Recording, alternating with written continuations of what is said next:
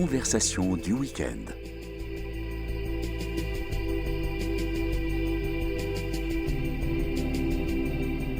Aujourd'hui, carte blanche.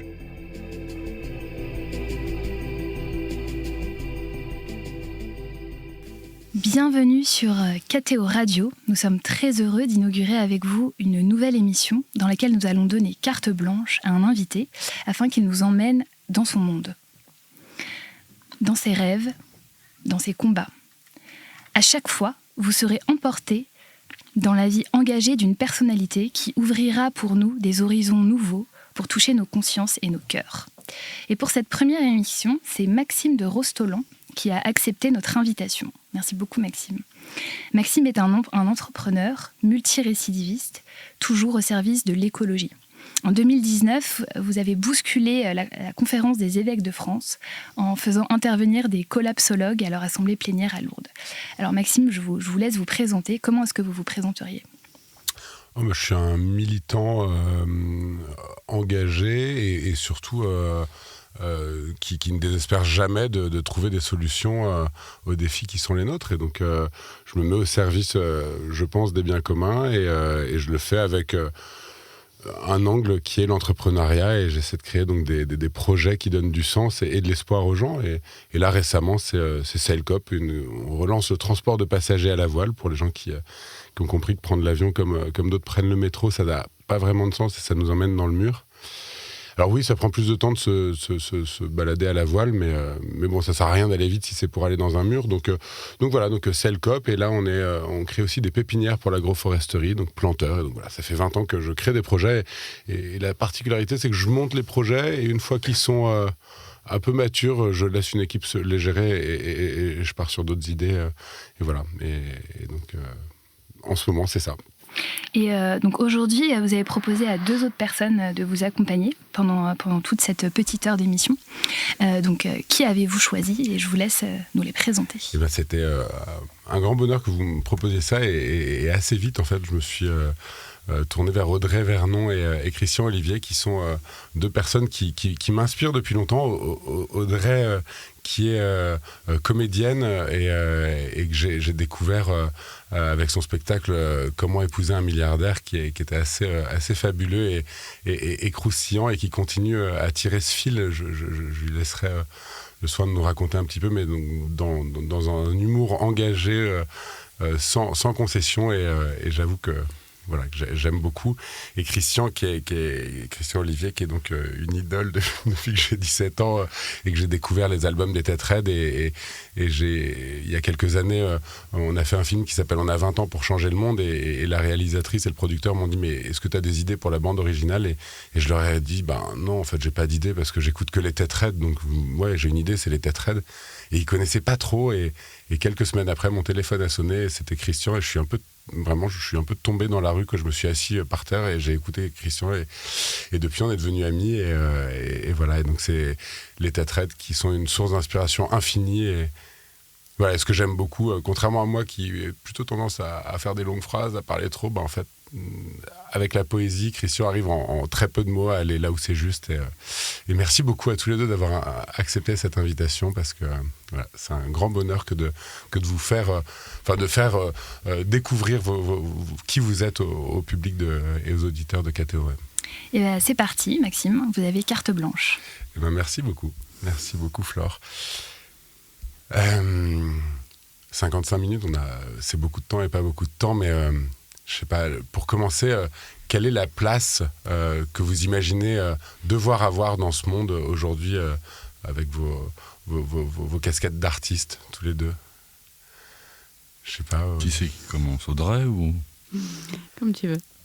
Vas-y. Bon, alors moi, en ce moment, je suis dans Gunther Anders, Hannah Arendt, Brecht, et je dirais Semeur de panique. Si je choisissais quelque chose ce matin, je dirais Semeur de panique de Gunther Anders. D'accord. Et donc tu es... Et en même temps, Comme dit l'autre. Anna, tu vois, peut-être penser, comprendre et aimer le monde. Malgré la panique. Malgré la panique. Ou dans cette panique. Merci, Audrey. Christian, toi, quelle est d'après toi, le rôle que tu occupes ou que tu dois occuper En fait, je crois que cette question-là se pose tous les matins, en fait. J'ai l'impression que ça bouge tout le temps, qu'on est obligé de réajuster, de réinventer, de recréer, de détruire des fois des choses, puisque à le temps s'accélère de partout. Il ne cesse de s'accélérer et c'est récent. Voilà, ça fait pas si longtemps que ça que, depuis l'industrie, depuis tout ça, et l'informatique aidant, tout ça. Donc c'est vrai que se redonner, toujours essayer de garder un peu de temps pour réfléchir, pour prendre plaisir aussi à regarder des choses, entendre des choses simples, bien sûr. Mais c'est vrai que c'est surtout cette chose-là, je crois que ce combat-là, puisque l'accumulation de la vitesse, l'accumulation d'images, de sons, de bruits, de tout un tas de choses. Donc des fois de juste appuyer sur off de quelques secondes et puis de pouvoir recontempler un paysage ou un objet. On-off. Voilà. C'est un des albums de Christian. Et dans la création toujours, et c'est marrant, il y a quelques jours, tu mettais un petit peu, avec ton collectif d'artistes, Les Chapelets, que j'invite tous les auditeurs à découvrir aussi. Tu remettais un petit peu tout en vente, sold out, tu vendais un petit peu toute votre collection, comme si, on passe à une nouvelle étape et puis on continue dans la création sur des nouveaux... Ouais, il faut toujours, de toute façon, c'est vrai que moi, que ce soit Tête Raide, que ce soit dans mes projets solo... une fois que j'ai fait quelque chose, j'aime bien, la répétition à un moment donné, même si on continue à développer ce qu'on sait faire ou à découvrir des choses, mais toujours c'est de remettre un peu, de faire balle neuve, on repart à zéro un petit peu toujours. Pour moi, c'est ça qui est intéressant et là, c'était l'occasion, en l'occurrence pour Les Chapelets. Puisque moi j'ai démarré ce collectif en même temps que la musique, j'ai tout démarré en même temps. Et là, il s'avère qu'on va avoir un lieu, la Maison des Chapelets, donc il y a des travaux et tout ça, donc on s'est dit on libère l'espace. On libère de l'espace et puis on va recréer des nouvelles choses, quoi. Comme toi dans les spectacles, toi, peut-être Alors moi j'ai une question, est-ce que c'est les chapelets de prière ou est-ce que c'est les minous ? En fait, c'est un peu tout. Mais c'est vrai que le nom Les Chapelets, il est sorti d'un dessin d'un des Chapelets, les Chapelets, on s'est rencontrés à l'école Estienne. On était 4 à l'époque, on est 2 depuis maintenant 98. Mais c'est sorti d'un dessin, en fait, où effectivement il y avait les 4 chapelets sur un chapelet. Et puis comme en même temps on dessinait tout le temps des chats, et puis à l'époque on avait tous aussi quelque chose sur la tête, donc on était les chats appelés aussi, mais voilà. Et toi, tu fais souvent table rase et tu repasses parce que... Non, moi non. T'as un fil que tu tires quand même, toi, sur... Mais surtout, je garde les spectacles hyper longtemps. Bah oui. Comme Épouse un milliardaire, 14 ans. Là, ça. En février, je vais rejouer Chagrin d'amour qui a 10 ans. Marc c'est Jenny, j'adore. Donc moi, je cumule les spectacles et puis j'aime bien les jouer tous en même temps. Et mes producteurs, ils disent non, personne ne fait ça, tu peux faire autrement. Et puis je joue gratos. Enfin, moi, vraiment, j'ai une grande cohérence dans le n'importe quoi. Vraiment. Attends, j'ai trouvé une phrase de Kafka incroyable. Non, en fait, c'est pas Kafka, c'est Walter Benjamin qui parle de Kafka et qui dit « Les circonstances de cet échec sont diverses. On pourrait dire, dès lors que l'insuccès final était assuré, tout marchait pour lui chemin faisant comme en rêve. » Quand j'ai lu ça, je dis c'est moi. C'est tout. Voilà. En même temps, c'est pas complètement l'insuccès, mais... écoute, attends de voir le spectacle sur Hannah Arendt, qui s'appelle « Comment traverser les sombres temps » et qui est aussi sur le génocide à Gaza. Je pense qu'on on est sur un petit potentiel commercial. Petit. Trop bien. Et est-ce que ça correspond à l'un et l'autre, où est-ce que vous imaginiez être quand vous aviez 20 ans ? Est-ce que votre vie, elle a été... Moi, j'ai tout raté. Aucun rapport. Oh là là. Tout raté par rapport à tes expectatives de vingtenaire. Ah oui, complètement. Non, mais c'est marrant, mais justement, parce que justement, comme je suis dans Anna, machin, Günther Anders, c'est amusant de voir, tu vois, quand ils avaient 20 ans, qu'ils mangeaient des cerises à Berlin dans les années 30, Günther Anders voulait être philosophe de la musique et Hannah Arendt ne s'intéressait pas du tout à la politique. Et puis les événements ont fait que Günther Anders est devenu le philosophe du décalage et Hannah Arendt a fait de la théorie politique. D'ailleurs, elle ne voulait pas qu'on dise qu'elle était philosophe. Et moi, mon idée de départ, c'était vraiment de faire du divertissement de masse, d'être un truc entre Chantal Goya et Angelina Jolie, quoi. C'est pas loin. Non, pas du tout ça. Pas du tout de l'art engagé. Vraiment, moi, j'étais là, non mais l'art engagé, jamais, quoi. Ouais, et toi, Christian, dès le début, t'as une âme d'artiste. Oui, mais la question, je crois Enfin, moi, je me suis pas posé la question. J'ai plongé dedans, on va dire, quoi. C'est vrai que j'ai démarré à peu près tout en même temps, que ce soit la musique, l'image, l'écriture, le texte, la littérature d'une manière générale. Mais je me suis pas dit est-ce que je vais être ça, est-ce que je vais faire ci ou est-ce que je vais faire ça, en fait. Ça s'est fait, quoi.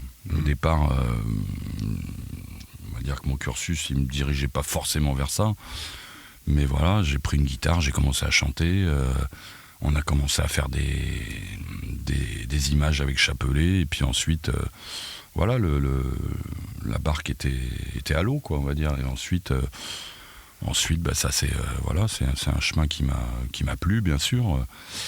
Mais encore une fois, ça reste quelque chose qui se construit tout le temps, qui est toujours précaire,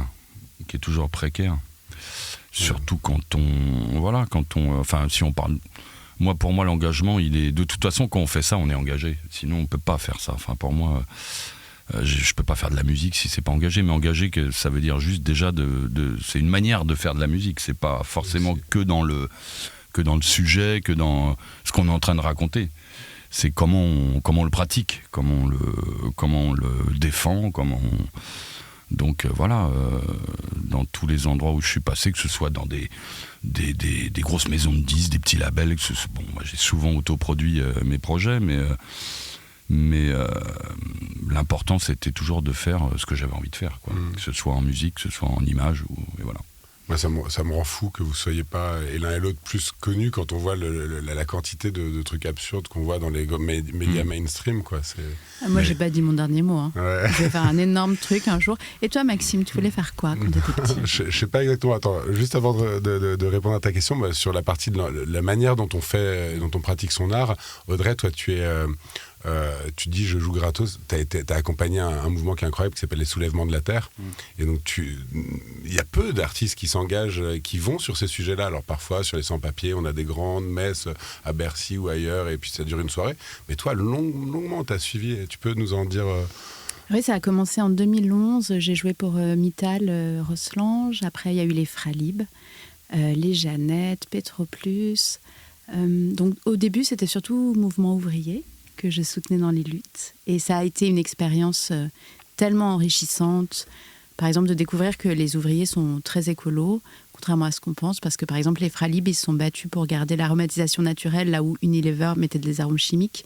Et les Fralib, ils ont gagné, ils ont récupéré leur usine en scope, et ils sont toujours là. Et ça, c'est magique d'avoir été là au début de la lutte et d'avoir été jusqu'à fêter les 10 ans de la scope, là. Et après, j'ai joué pour la raffinerie Total en Seine-et-Marne, les raffineurs qui se battaient contre le projet EACOP en Ouganda. Et là, j'ai joué $1 Billion Baby. Et en fait, en jouant ce spectacle sous la neige devant la raffinerie, je me suis dit qu'il serait super pour les luttes écolo. Et en fait, c'était pendant le confinement, on n'avait plus le droit de jouer. Et donc là, j'ai envoyé un message et j'ai découvert, j'ai eu la chance de jouer dès l'acte 1 des soulèvements. Et c'est vrai que ce qui était très marrant, c'est que pendant des mois, je jouais Billion. Et quand les théâtres ont repris, à la fin du spectacle, je parlais des soulèvements. Et jusqu'à Sainte-Soline, les gens écoutaient. Et puis à partir de Sainte-Soline, les gens applaudissaient. Et ça, c'est vrai que c'était... Mais je trouve que j'ai énormément de chance d'avoir été dans des mouvements qui sont aussi inspirants, et je ne comprends pas pourquoi les autres... ils ne se rendent pas compte. Par exemple, il y a une acoustique géniale dans les usines. Non mais T'as c'est déjà joué trop dans une fou. usine, Christian? Ouais, il y a eu, ouais. Il y a eu. L'acoustique est incroyable, non? Ah bah c'est... Métallique. S'il y a une batterie, ça va être autre chose, quoi. Mais en tout cas, il y a toujours un espace. Enfin, je veux dire, voilà, c'est ça qui est... Les lieux... pour moi, tous les lieux sont magiques, j'ai envie de dire. Enfin, quand tu parles d'usine, mais on a joué, nous, que ce soit Tetraed ou moi en solo, dans des lieux complètement différents, et c'est toujours la magie de ça. Tous ces lieux sont des théâtres, quoi, on va dire, quoi. Pour moi, c'est habité, quoi. Mais j'ai joué dans des jardins, par exemple, au jardin des Vêtes, où il y a un autre endroit qui était assez dingue. C'était pour fêter les 2 ans de Lubrizol. Enfin, et je jouais devant... je me souviens plus où c'est. Je crois que c'est Rouen. Et je jouais. Et d'un côté, il y avait les victimes de Lubrizol, avec une dame qui élevait des ânes et qui avait perdu tout le travail lié à ces ânes et tout ça. Et dans mon dos, il y avait plein de CRS. Et donc, c'était marrant parce qu'en fait, d'un côté, je jouais pour... et puis, dès que je jouais de dos, à des moments du spectacle, je voyais tous les camions de CRS et tout. Et puis, je jouais pour eux de l'autre côté. Et c'est vrai que c'est des expériences tellement chouettes. Et toi, t'as accompagné beaucoup. Toi, t'étais au fait de l'UMA depuis longtemps. T'as été souvent sur les terres de lutte. Quels sont un peu tes... je sais pas, moi je me souviens d'un moment incroyable dans l'histoire de la Mano où ils sont partis avec ce bateau et remontés. Vous les tournées, ça a toujours été... vous avez jamais fait des tournées banales en fait, si? C'est toujours, il y a toujours à la fois la tournée entre guillemets classique, mais ça n'existe pas quelque part. Ouais. Effectivement, on s'est toujours retrouvé dans des projets à droite à gauche. Je l'ai vu dans des facs. Dans des cinémas d'art et d'essai, Ouais. dans des lieux, à l'époque, effectivement, les squats de l'époque, les années 80, on jouait que là-dedans. Voilà, mais en tout cas, ce que dit Audrey, ce qui est intéressant, c'est surtout qu'elle a suivi, en fait. Parce que comme tu dis, des fois, on va faire un spot pour une soirée, voilà. Là, ce qui est intéressant qu'a fait Audrey, c'est que c'est pas une fois, c'est sur le long terme, on va dire. Alors nous, ça, on l'a fait un petit peu au moment du chaos social, où là, on a essayé de monter vraiment quelque chose sur une quinzaine de villes en France. Et ça a été voilà. Ça rappelle en 2 secondes le chaos social. Le chaos social, c'est 2000 à peu près. Où on se lance, nous on est au Bataclan pendant 1 mois et on commence à faire tous les lundis, on est au Bataclan pendant 1 mois et tous les lundis on fait un concert avec un thème, un concert de soutien. Donc il y avait On a faim, il y avait liberté de circulation, il y avait 4 thèmes on va dire. Et puis petit à petit ça a pris ce truc-là et puis on s'est retrouvé après le Bataclan organisé au Zénith à Paris un premier chaos social où l'idée générale c'était d'inviter les assos à prendre la parole, chose qui était un peu compliquée à l'époque encore. Et puis voilà, pour nous, c'était d'avoir fait le tour aussi, de dire voilà, il y a des assos dans des villes qui travaillent sur des mêmes terrains, mais qui ne se parlent pas. Donc c'était aussi de redonner une espèce de dialogue, de partage de lutte, on va dire, quoi, et de problématiques. Et tout ce qui peut tout ce qui peut l'interaction qu'il peut y avoir entre ces différents sujets, c'est-à-dire la prison, c'est-à-dire la santé, l'écologie bien sûr, l'éducation, etc. Et donc essayer que ces assos à nouveau se parlent et quelque part en ressortent plus fortes, quoi, on va dire, quoi. C'était vraiment ça le principe, quoi. Grâce à l'art, ouais. Donc vous êtes bien sur KTO Radio, à l'écoute de la carte blanche de Maxime de Rostolan, avec ses invités Audrey Vernon, Christian Olivier. On va marquer une pause musicale et on va quand même rester avec Christian Olivier, puisqu'on va écouter un de vos titres qui est sorti très récemment. Un titre que j'ai enregistré avec... le titre au départ, c'est un monsieur qui s'appelle Oumar Pen, qui est de Dakar, du Sénégal. Et j'ai eu l'occasion de l'inviter, moi, il y a longtemps, pour une fête de la musique en France. Et j'ai retravaillé sur un de ses morceaux. Et donc, j'ai réécrit un petit peu de texte. Et donc, on fait un duo avec ce morceau qui s'appelle Climat, fait chaud, fait froid. Merci, on écoute.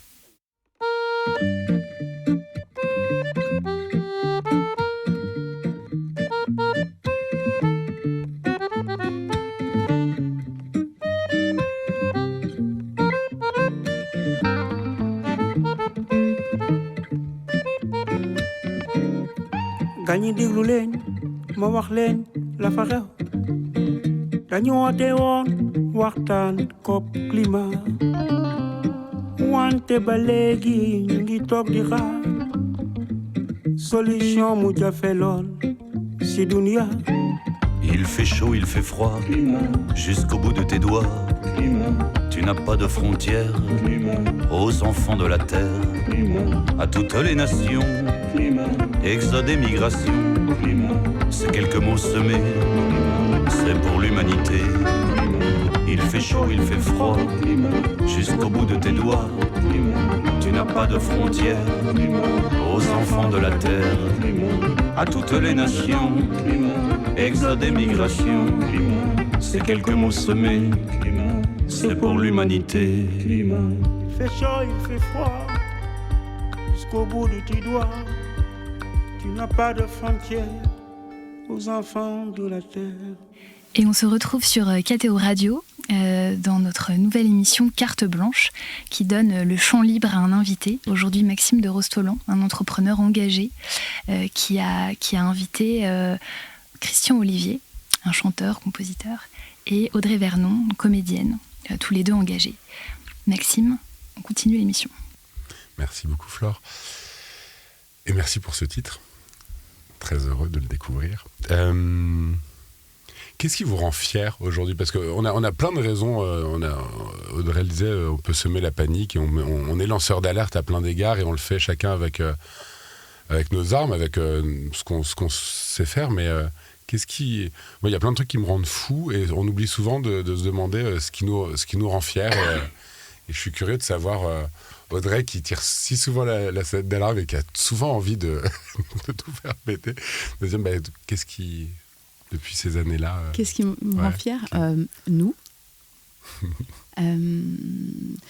Ouais, je dirais que j'ai eu la chance de rencontrer des gens incroyables et que j'adore, en fait.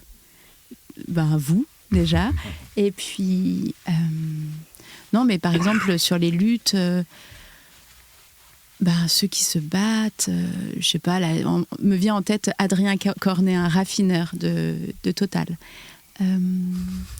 Et puis Corinne Morel-Darleux, et puis Célia Isoard, et puis non, mais plein de gens. Mais je pense que je serais vraiment fière à la libération, en fait. Tu vois, le jour où on se dira, ça y est, cette période de destruction totale de la vie sur Terre, elle est derrière nous. Et j'ai fait un rêve super chouette, il n'y a pas très longtemps.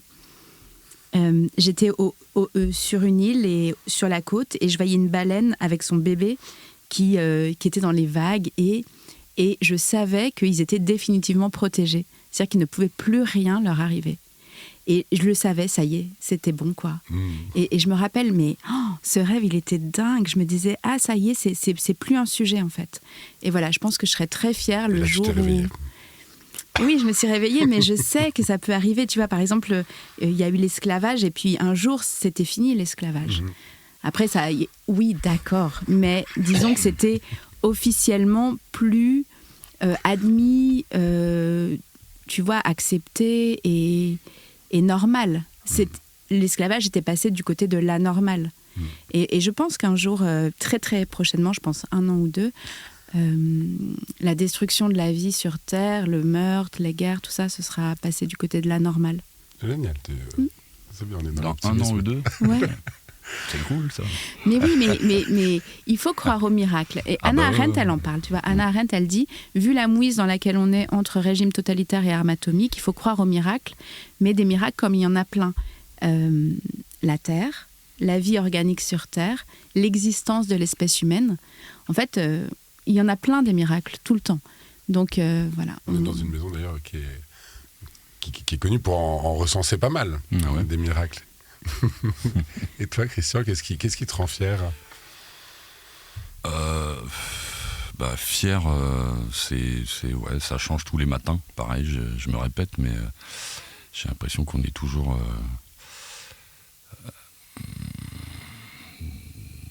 Je suis très optimiste au départ, en fait. Je suis d'une nature optimiste. Mais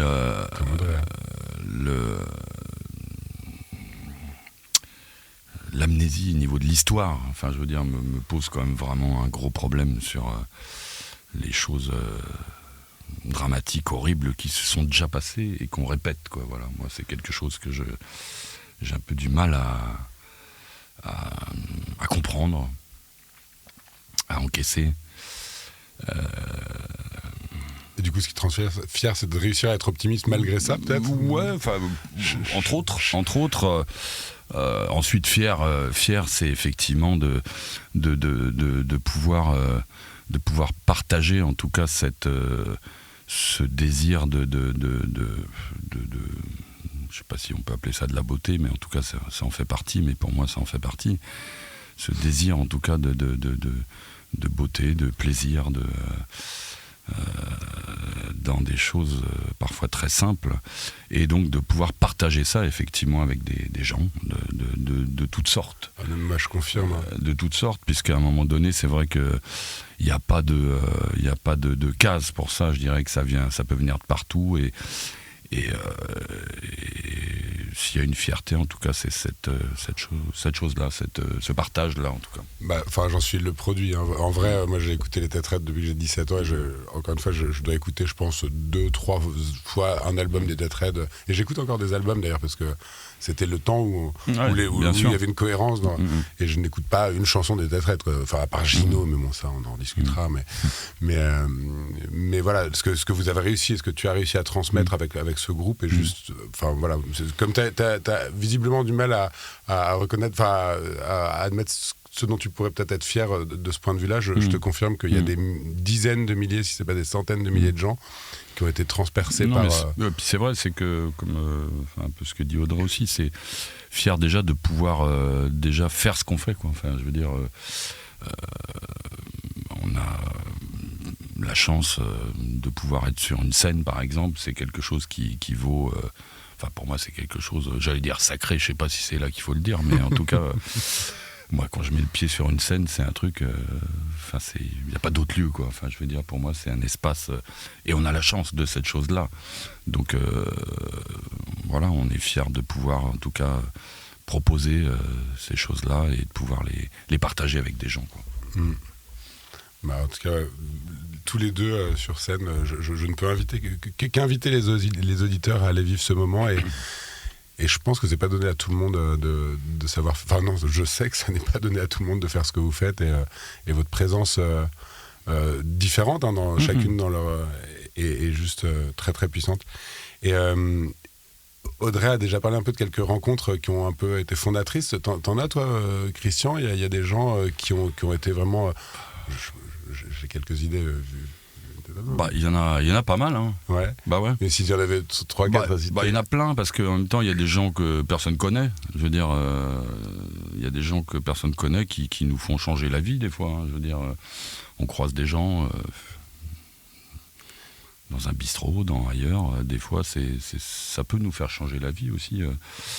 Mais voilà, moi, c'est sûr que j'ai eu quelques rencontres importantes. Je sais pas, je vais parler comme ça. Il y a Jeanne Moreau qui me vient, par exemple. Ah ouais. Avec Pourquoi qui tu as sorti. Pourquoi ? Ouais. Pour moi, ça reste, dans mon histoire, je dirais, quand tout d'un coup j'envoie un texte et une chanson où je demande à Jeanne Moreau de chanter avec moi, pour moi, c'est au départ quelque chose d'assez important, chargé, on va dire, quoi. Et puis elle dit oui, et puis on fait ce morceau, et c'est vrai que la rencontre à la fois de chanter avec elle en studio, avec ce que moi j'ai niveau cinéma, niveau personne, voilà, c'est quelque chose qui est vraiment important, quoi. Alors après, il y a eu dans la liste des Moreau, il y a eu Yolande Moreau. Incroyable. Voilà, spectacle que vous avez fait ensemble. Sur Prévert, quoi, voilà. Donc c'est de la famille des Moreau, quoi. Spectacle génial. Vous allez le refaire. Si, ça se refera sûrement. Ouais. Voilà. Ensuite, il y a eu d'autres gens, mais c'est beau, soit des artistes, soit des gens. Pour moi, voilà. Il y a des gens aussi que j'ai croisés qui sont pas connus et qui ont été aussi importants que ces gens-là. Mais ne serait-ce que le groupe des Têtes Raides, il y a quand même une sacrée... Enfin, je sais pas, je pense à Iso qui est quand même... Il est ambulancier, hein, c'est ça enfin, il est pas qu'ambulancier, mais en ce moment, il est un petit peu ambulancier, voilà. un artiste incroyable. Grégoire, c'est le saxophoniste de Tetrad. Mais c'est vrai qu'on parle de Tetrad, mais moi j'ai on parle de Prévert, je fais des pauses sans Tetrad aussi, parce que j'ai sorti 4 ou 5 albums en dehors de ça, sur Prévert. Là, mon dernier album, c'est sur la poésie russe. Dans cette période, j'ai choisi le bon moment, on va dire, de sortir un album sur la poésie russe au moment de 1917. Mais voilà, de découvrir aussi un auteur, par exemple, ça fait changer une vie. Quand moi j'ai démarré, pourquoi je suis parti là-dedans, c'est peut-être parce que j'ai lu Jean Genet au départ, peut-être parce que j'ai lu du Kafka aussi, peut-être parce que je suis tombé sur Mayakovsky, donc tout ça, c'est notre bagage, on va dire, voilà, et qui nous amène sur le chemin vers lequel on avance. Audrey, quand tu as 1 heure devant toi, libre, et que c'est pas pour lire, parce que je sais que tu lis beaucoup, et qu'est-ce que tu fais? Je peux faire des trucs très débiles. Vas-y, on quand est je entre lis nous. Pas. Ah non, mais c'est trop débile, je sais pas. Non, si j'apprends des chansons, par exemple, là, ce matin, j'étais sur Bradley Cooper, Lady Gaga, Shallow, tu vois. Okay. Et donc, voilà, je m'entraîne à chanter des chansons comme ça. Je peux faire ça, sinon, je range les Legos. De tes enfants. Ouais, ça, pour pas se faire mal aux pieds. Et j'essaie de cuisiner des choses qui soient comestibles. Parce que je suis vraiment très mauvaise en cuisine. Alors, je m'y mets très longtemps avant et je me concentre. Parce que sinon, ils mangent des sardines, des poires, des poivrons coupés. Enfin, c'est une catastrophe. Ah là là. Oui, je suis très mauvaise cuisinière. Donc voilà, donc je fais des choses très idiotes, mais je préfère lire, vraiment. Ouais, tu dis beaucoup. Et toi, Christian, quand tu as 1 heure devant toi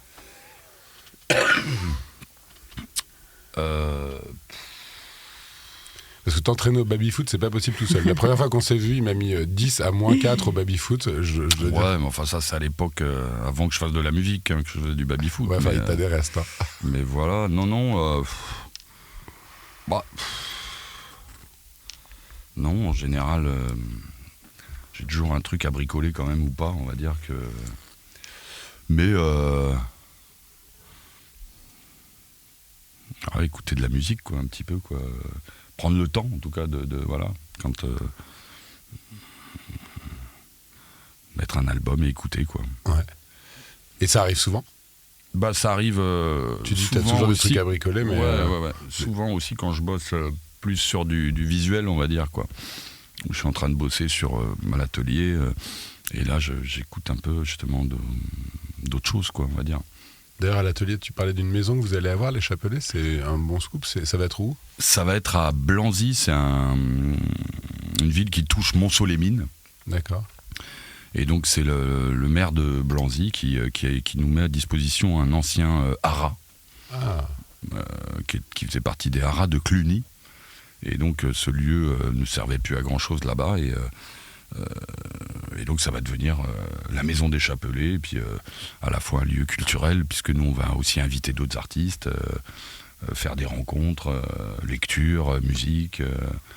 Est-ce que tu as déjà fait un spectacle dans un haras? Non. Non. Je sens. Voilà, ça sera l'occasion. D'accord. Et je sais que tu as un rapport, toi, qui est particulier Enfin, particulier, non, qui est singulier, en tout cas, au numérique, puisque tu fais partie de ces rares personnes qui n'ont pas de smartphone.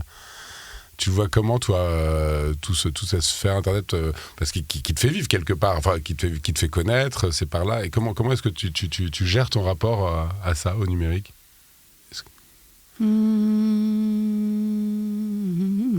C'est un sujet en fait pourquoi j'aime bien cette question, c'est qu'en fait elle est au centre des contradictions entre guillemets de plein de gens, parce qu'en fait à chaque fois moi en tant que militant écolo j'en pas du tout de mobile, quoi. J'ai un téléphone quand même, 9 touches, ouais. Un 9 touches, ouais. Il n'y a pas le 0. Non, mais c'est un truc qui est au cœur de nos contradictions, quoi, parce qu'en fait, moi, en tant que militant écolo, j'emmerde les gens sur les réseaux avec tout ça, et souvent, on me dit « Ouais, mais t'es là, mais alors t'as un smartphone, nanana. » Oui, mais ça, c'est les gens qui ne réfléchissent pas qui disent ça. C'est vrai. C'est quand tu manifestes contre le bitume sur une route, on te fait pas chier parce que, tu vois. Mais les smartphones, je trouve que c'est vraiment un impensé de l'écologie. Je pense que vu que c'est un instrument qui remplit du sang d'enfant, en fait, on ne devrait même pas se poser la question. Mais après, je comprends les gens qui sont forcés. C'est-à-dire que, par exemple, les gens qui sont forcés par leur travail ou par leur banque ou par, je sais pas, à en avoir un, ça, je comprends tout à fait. Mais moi, comme je suis pas forcée, je peux pas en avoir et jamais j'en aurai. Et puis, comme j'en ai jamais eu, c'est vrai que je vois les gens agir avec cet objet et je me dis que c'est injustifiable, en fait. Mais après, je respecte, hein, chacun fait comme il peut et tout. Mais c'est vrai que j'ai hâte. Là, je suis en train de dresser des dauphins pour couper les fils. Donc je pense que voilà, le smartphone n'a pas de beaux jours devant lui. Mais c'est marrant parce que je me souviens, en 98, j'étais avec ma mère à Venise et je voyais les premiers téléphones portables dans la rue et je lui ai dit, ça prendra jamais. Alors, j'ai dû faire. Bien vu, ouais. Donc t'as dit dans 1 ou 2 ans c'est réglé. Bon. Donc tes prédictions. Non mais ça c'est sûr.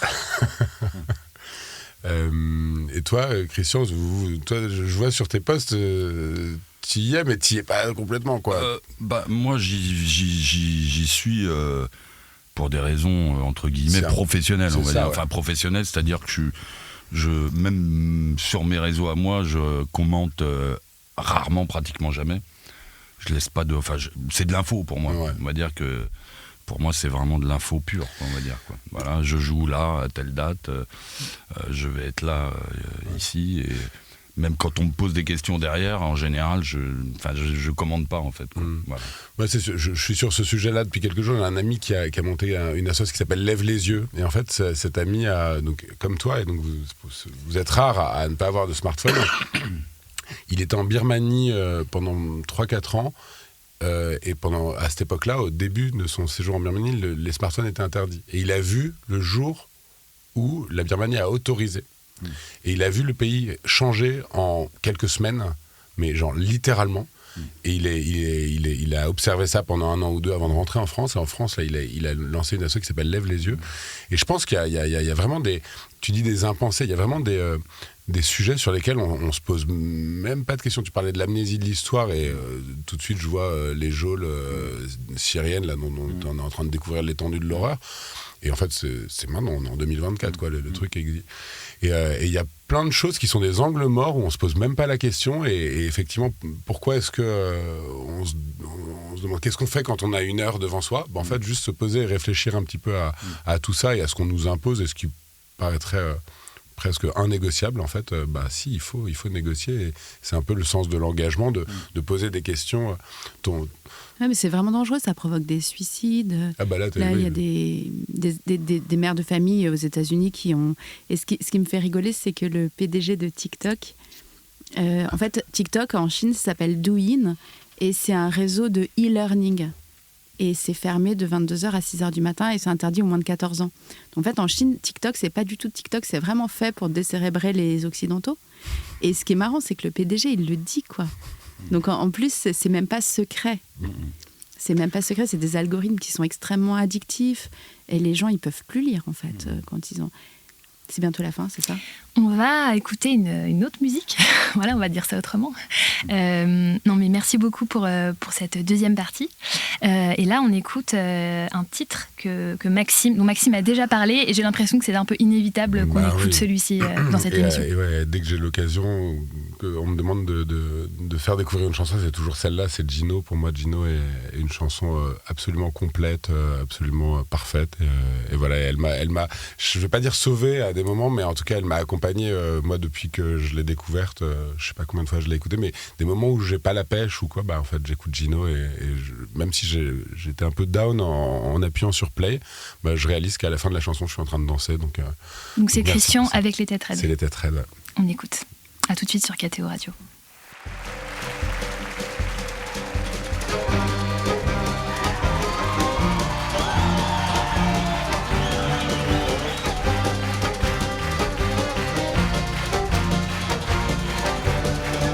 Sortant de bord de trop, il perdit son oiseau, c'est drôle, que t'en fait-il? Il vend des oiseaux sur un coin de trottoir. Il vend des oiseaux aux enfants qui mangent trop. Il vend des oiseaux, on vend bien de la musique. Je me suis associé aux oiseaux du quartier de toutes les cages. Ils ont la clé.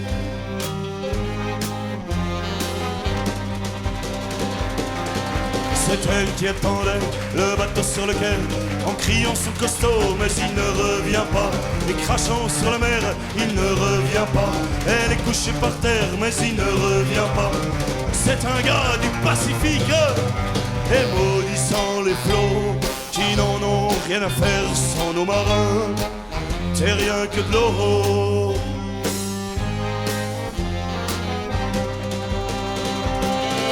Pour se consolater, la veuve prit un moineau qu'elle acheta 10 ans. Elle ne savait pas qu'il s'envolerait si tôt, mais elle ne savait pas qu'elle en tomberait pour Dino. Elle ne savait pas qu'on pouvait crever et revivre à nouveau. Ah, Dino!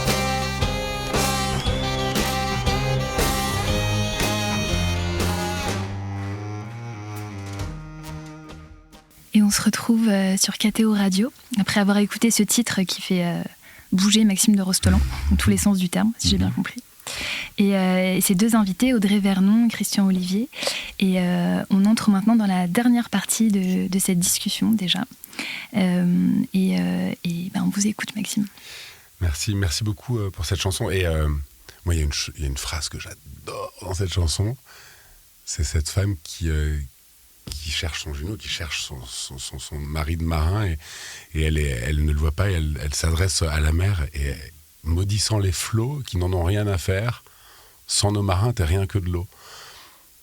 Putain, la force de la poésie, la force de réussir à expliquer que chacun a son point de vue, et qu'en fait on passe à côté d'énormément de choses quand on ne regarde que de son petit coin de lorgnette. Et c'est quand tu écris une chanson comme ça, enfin, toi tu écris juste les textes ou la musique aussi, parce qu'en fait là pour moi c'est totalement il y a la musique avec, ouais. C'est toi qui écris aussi la musique, parce que là ce moment de tu repars au violon au milieu, c'est toi qui écris tout ça. Ça je le compose avec en l'occurrence là, ce passage là effectivement je l'ai composé avec Anne-Gaëlle en direct, quoi. C'est-à-dire je lui chante, moi je chante puisque j'écris pas la musique en fait, hein.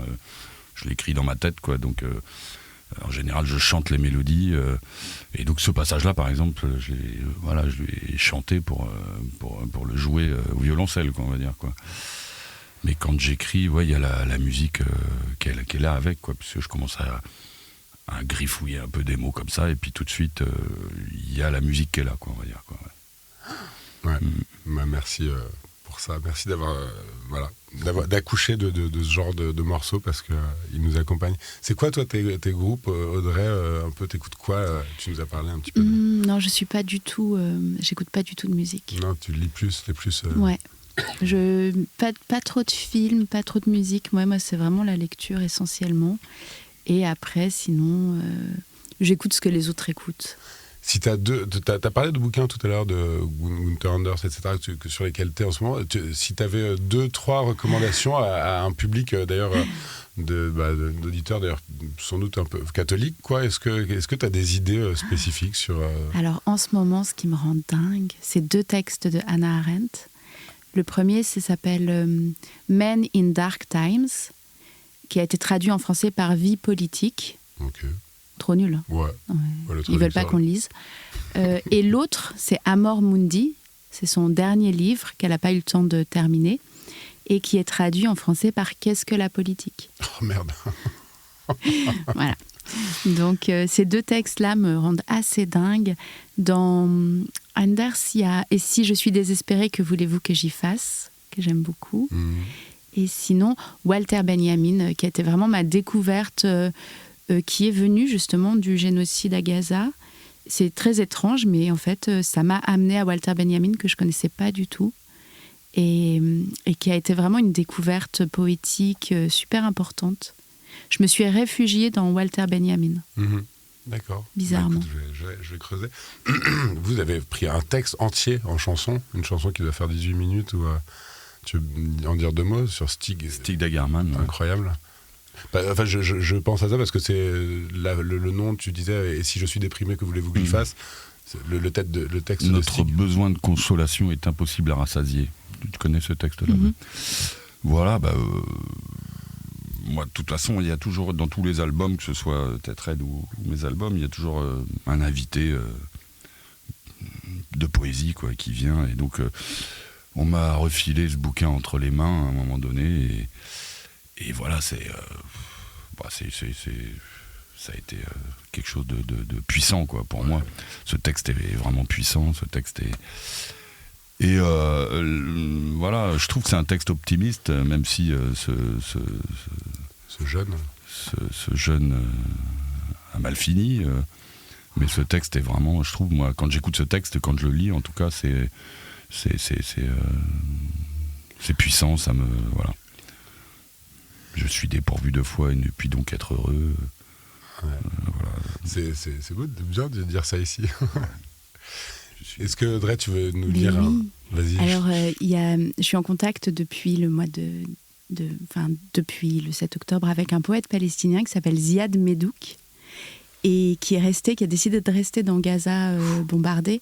Et là, il est toujours dans une école avec les enfants. Et quand j'ai joué la dernière version du spectacle, le matin même, il m'a envoyé un poème. Vas-y. Ça s'appelle « Être positif à Gaza la dévastée ». Être positif à Gaza sous les bombes, c'est avoir un sourire permanent dans une ville assiégée et agressée. C'est ajouter une pierre à l'édifice de vie. C'est être optimiste malgré une situation explosive dans une région abandonnée. Être positif à Gaza, c'est construire à partir de ruines des espérances irremplaçables. C'est naître dans une ville pour y rester. Et dire au monde que résister à Gaza l'effrayé est une victoire, un bonheur submergé dans la dignité. C'est mener un combat, une lutte, une résilience et montrer une vitalité, une vie digne, avec force et courage, et un rêve de paix, avec confiance, sans haine. Être positif à Gaza, c'est supporter l'insupportable, de bâtir le royaume de l'espoir au milieu de l'enfer. C'est avoir un cœur rempli de joie et de bonheur, malgré la fatigue, les préoccupations, le quotidien infernal et l'injustice. C'est être utile pour les autres, avec une âme noble, pour que rejaillisse lumière. Être positif à Gaza, c'est résister, la tête haute dans une ville dévastée. C'est défier l'occupant et ses mesures atroces. C'est informer, témoigner et parler de la brutalité du quotidien infernal sous occupation qui réagit en toute impunité. C'est une parole d'amour, de foi, en la terre, sa source, parole capable de conjurer les crimes perpétrés contre elle par l'oppresseur. Être positif à Gaza est honneur et fierté. C'est oublier le malheur et penser à l'avenir avec ténacité. Montrer en temps de peine accrue que le choix de la justice est inaliénable et confirmer que l'odeur de Gaza vaut plus que toute jouissance. Les Palestiniens de Gaza aiment la vie avec tendresse, espérance et générosité. Ah, merci beaucoup. Tu peux redire le nom du... Il s'appelle Ziad Medouk. D'accord. Et donc il est toujours là-bas et on devait se rencontrer au mois de décembre, la première fois que j'ai joué le spectacle, et donc évidemment il n'était pas là. Et j'ai beaucoup cherché comment traverser cette période. Et je crois que j'ai trouvé grâce à des auteurs anciens et grâce à des gens qui maintenant montrent, je trouve, la voie de la lumière et la voie de la paix et du courage. Enfin, je trouve que c'est une période à la fois atroce et moi qui m'a énormément enseigné. J'aurais préféré qu'on ne la traverse pas, mais voilà, j'ai beaucoup appris en tout cas. Ben, merci beaucoup. Et toi, qu'est-ce qui te donne de l'espoir, toi, Christian? Qu'est-ce qui vous... C'est nous, d'être là. Déjà, ça, c'est carrément de l'espoir. Non, c'est... je crois que, ouais, c'est continuer, je dirais... à faire, à créer, à s'amuser, à prendre du plaisir, à partager. Pour moi, c'est ça, avant tout. C'est garder cette énergie-là, en tout cas. En tout cas, là où moi je je suis absolument reconnaissant à l'infini, c'est que tu fais danser les gens. Et il y a une phrase de Emma Goldman, qui est une révolutionnaire russe des années 20, à qui on attribue, parce que j'ai toujours trouvé au conditionnel la source, mais alors qu'elle était exilée aux États-Unis et que beaucoup de pays, de révolutionnaires dans des pays, même africains, ou essayaient de la draguer pour la faire venir et pour qu'elle vienne les aider, elle aurait dit, moi je veux bien faire votre révolution, si dans votre révolution on danse. Et là, ce que tu viens de lire, Audrey, le beau, dénicher le beau, dénicher au milieu de l'horreur, parce que il faut voir les images de Gaza, c'est juste surréaliste, quoi. C'est quand même la force de l'humain, je pense, et affirmer, assumer et dire ça ne se fera que dans la joie ou ça ne se fera pas. Enfin, je veux dire, il faut ça, il faut quelqu'un qui arrive et il parle de sourire, il parle d'assumer ça, et je trouve ça. Et donc voilà, danser. Moi, je suis, j'aime la fête, et c'est là-dedans moi que en tout cas, je trouve mes ressources, quoi. Vous faites la fête? Tu fais la fête, Audrey? Ouais, quand je joue, je fais la fête. Ouais. Et puis, non, mais j'ai eu un long moment où je ne pouvais plus faire la fête, plusieurs mois. C'est la première fois que ça m'arrive qu'un événement me terrasse. J'ai eu peut-être 3-4 mois où j'arrivais plus du tout. Et puis, effectivement, j'ai cherché. Et puis, Hannah Arendt, elle dit c'est la joie qui est loquace et non la souffrance. Et j'ai été chercher la joie. Je me suis dit, mais comment est-ce qu'elle a pu écrire Amor Mundi avec tout ce qu'elle a vu? Et j'ai vraiment essayé de trouver la source de cette joie avec les yeux ouverts. Et donc là, j'arrive de nouveau à faire la fête. Et c'est vrai que Ziad Medouk m'a été... Quand je lui ai envoyé un message en lui disant « Est-ce que vous voulez ajouter quelque chose ?» Lui, c'est un spécialiste de la non-violence. Je me suis dit, avec ce qu'il a traversé, ce qu'il traverse encore, je me disais, qu'est-ce qu'il va m'envoyer, en fait?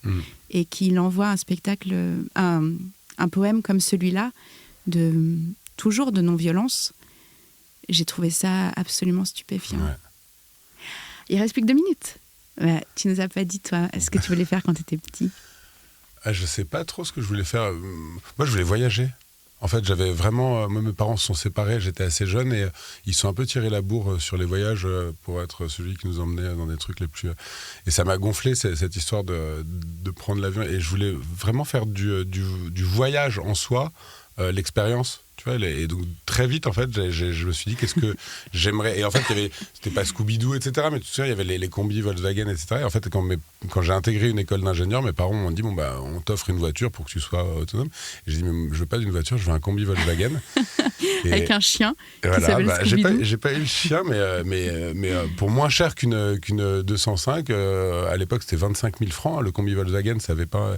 Et je me suis fait offrir par mes parents un combi Volkswagen qui m'a permis pendant 3 ans d'école d'ingénieur, vraiment, où je suis jamais allé à mon école, j'étais vraiment un fantôme. Et donc Sailcop, c'est complètement cohérent. Tu t'es dit, je vais refaire des voyages où on a envie de vomir.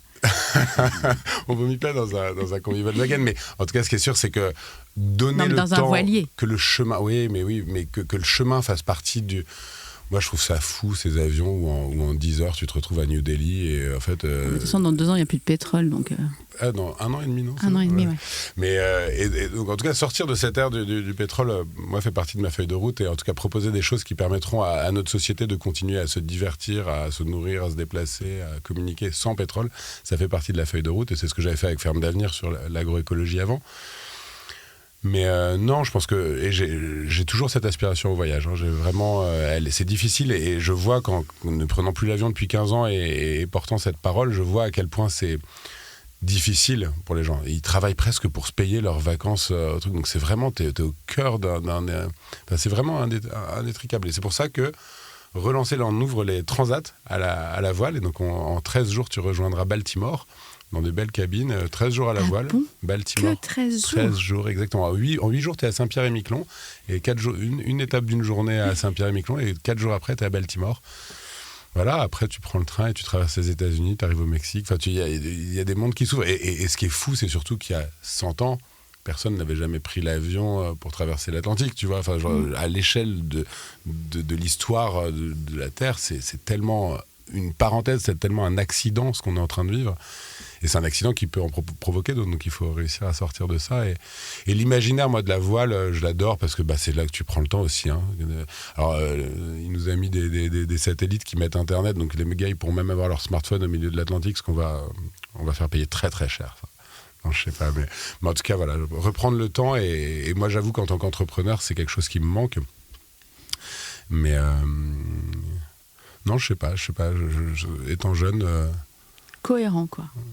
Je sais pas. Quand même, pas mal. En tout cas, ça a suivi. Ouais, mais c'est venu pareil. Hein, c'est un peu comme Christian. C'est des choses qui se sont venues et je me suis pas trop posé les questions. Et en tout cas, ce qui est sûr, c'est que entrepreneur pour moi, c'est s'emparer de défis, de choses qu'on trouve injustes, qu'on trouve pas normales, et vouloir régler le truc. C'est pas du tout vouloir faire de l'argent en créant quelque chose.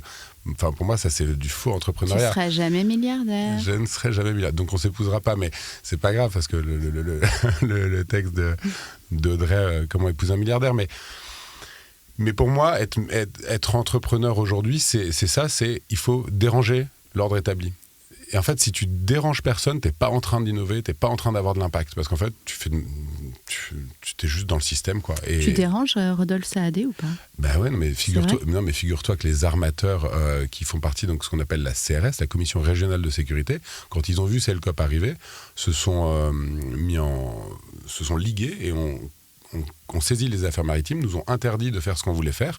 Alors, c'est pas nous avec des voiliers, ils ont peur d'ouvrir le secteur à d'autres qui pourraient mettre des semi-rigides de 8 personnes sur la plage de Hyères et faire Hyères-Porquerolles pour 6 balles. Tu vois, ils ont un précaré et ils veulent vraiment absolument le préserver. Et donc oui, ils se sont ligués. Donc nous, on a attaqué l'État et les affaires maritimes pour entraver à la liberté d'entreprendre et on a gagné.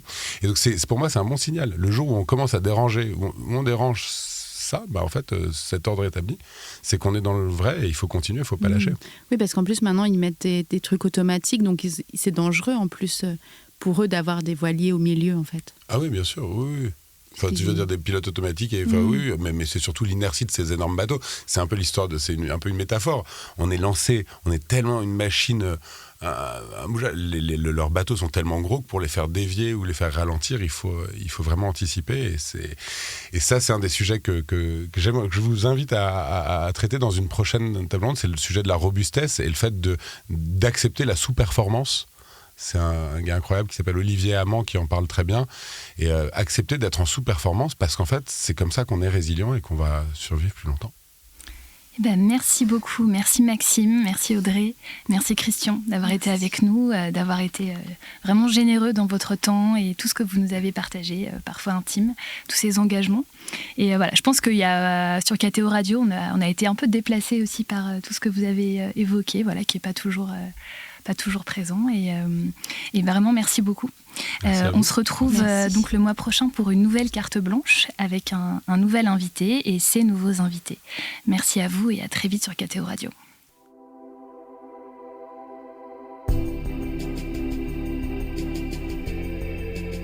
Les conversations du week-end.